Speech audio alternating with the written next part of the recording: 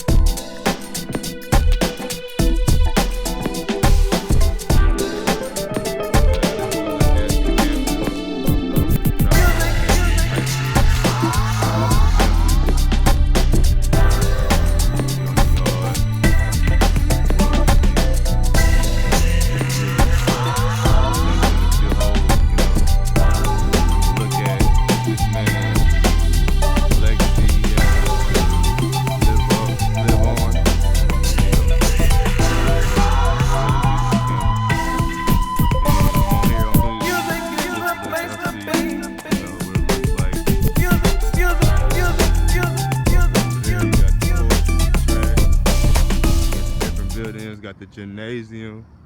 I know it's closed. And we're in the gymnasium to look at the weight room facility. And it's a pretty good facility to, lift some weights, get, pump some iron, get big, like the bench press, like that big boy weight.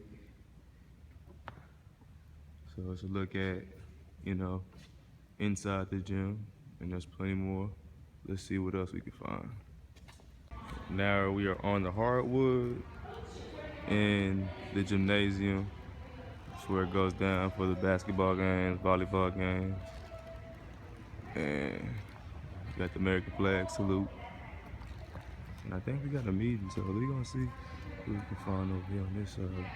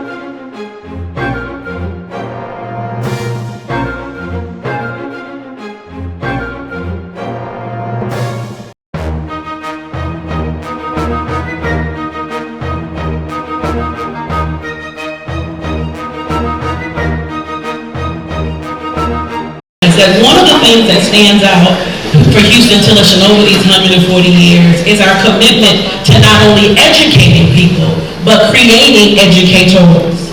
And as we think about the phenomenal program of higher education and the phenomenal educational program that we have at Huston-Tillotson, I'm very proud to have our next panel member speak. Now, Dr. Akins, please step in.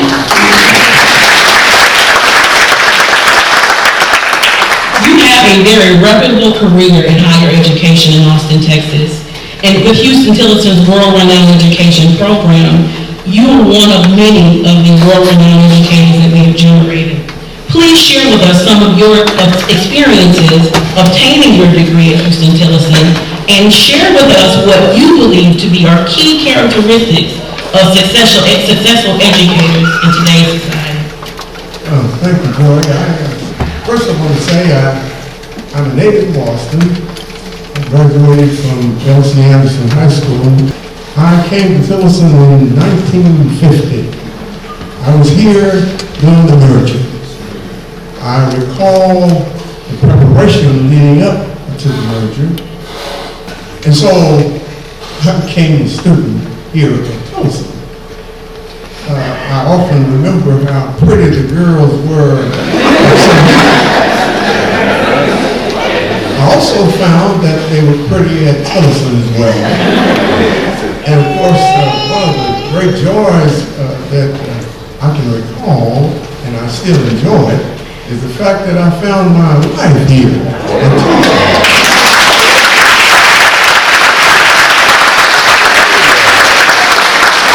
I remember at the merger when there were two campuses.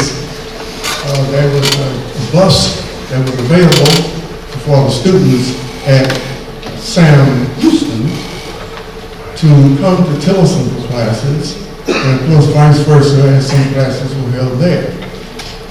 Also, and I want to share this with you, I was trying to make a fraternity, and during those days, you stayed on probation a long time.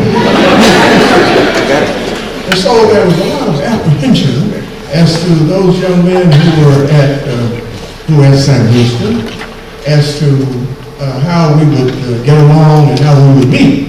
Of course, it worked out just fine. We were all happy that we were here. I recall the great dignified president that we had at that time. I say that because I was young and you wanted to have a role model, you wanted to see people that you want to look up to and you'd like to be like them. There were several persons on Tillotson's campus and Huston-Tillotson campus at that time that I wanted to be like. I'm sure some of you now have that same feeling.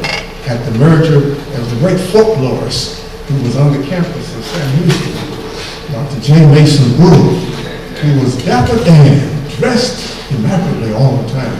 And so we wanted to be like Dr. Wood. And then, of course, there were several of my instructors. One that, of course, they were persons that taught, I think, by precept and example. And I think that's important even today. The encouragement that we received, the fact that we were told there would be obstacles, there would be situations that will occur, that don't let those be a detriment to you. Press on. Press on. And I would hope that our young people will continue to do that. The quest to be the very best you can be, because you have been nurtured here at an institution, of course, that has a foundation of not only nurturing and excellence in teaching, but also the encouragement to be the kind of person who will bring good to a society, the kind of person who would be a good citizen, the kind of person who would truly stand on the faith that, of course, was nurtured here at this fine institution. So I have a lot of fond memories of Huston-Tillotson during the merger.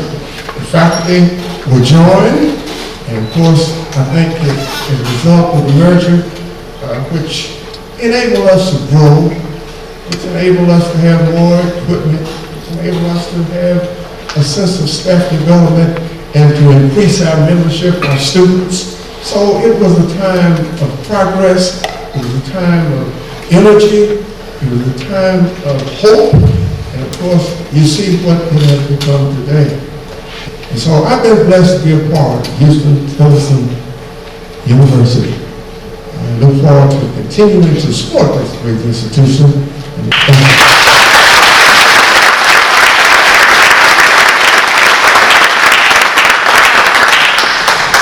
By precept and by example. I think what we heard from Dr. Akins is also an understanding of the value that is created from a college family. Even a gentleman whose name has been used for Akins High School. For many of y'all who do not know, that high school in Austin is named after Dr. Akins. And to achieve what he has achieved, and for him to be able to share with us not only his experiences when this institution merged in 1952, but to speak so fondly of so many people that provided him the examples that made him who he is. We can only wonder, as students here today, what example will you be leaving for the students who come behind you?